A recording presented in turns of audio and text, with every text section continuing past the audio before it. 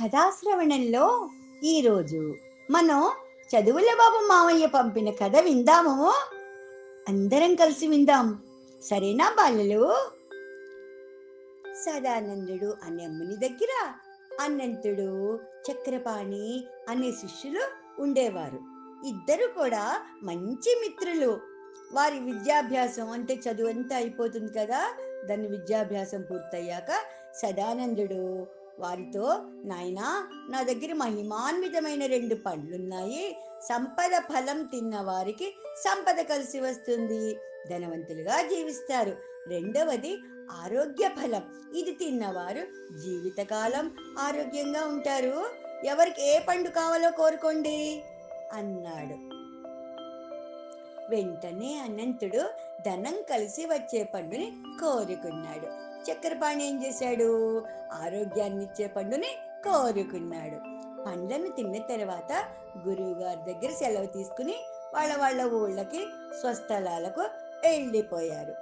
ఆర్థిక శాస్త్రం అభ్యసించిన అనంతుడు వ్యాపారం ప్రారంభించాడు.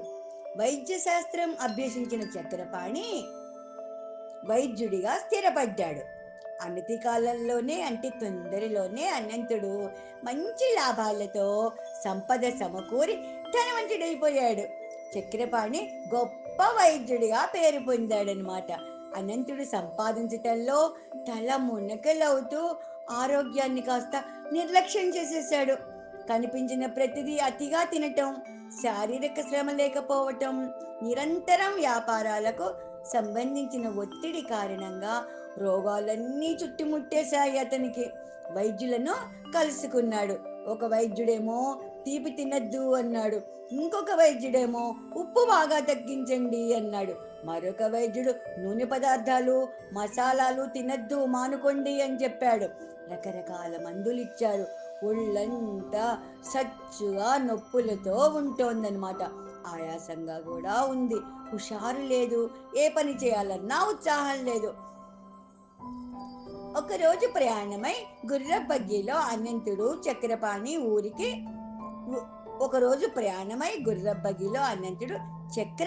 ఊరికి బయలుదేరాడు.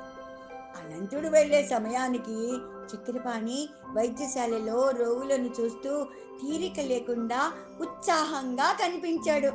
జబ్బు నయమైన వారు ఉంటారు కదా, వాళ్ళందరూ కూడా ఒకళ్ళ తర్వాత ఒకళ్ళు వచ్చి అనంతుడికి కృతజ్ఞతలు చెప్పి వెళ్ళిపోతున్నారు. కొత్తవారు వస్తున్నారు. చక్రపాణి అనంతుడిని ఆత్మీయంగా ఆహ్వానించాడు, ప్రేమగా పలకరించాడు, క్షేమ సమాచారాలు అడిగాడు.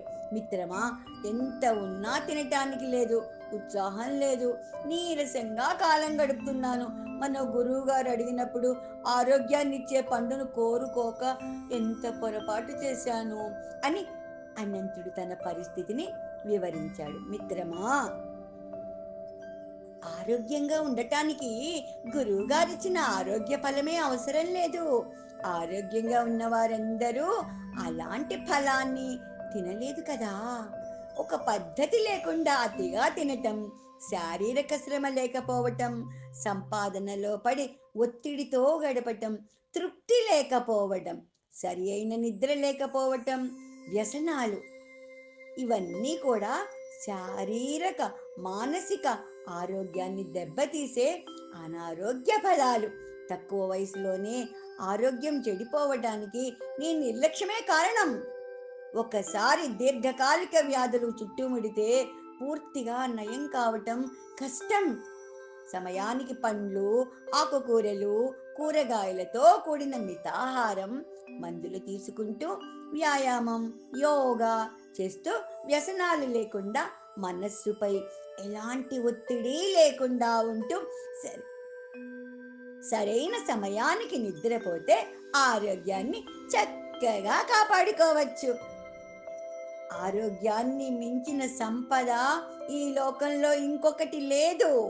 నేను అందిస్తున్న వైద్య సేవలు నాకు ఎంతో తృప్తిని, మనశ్శాంతిని ఇస్తున్నాయి.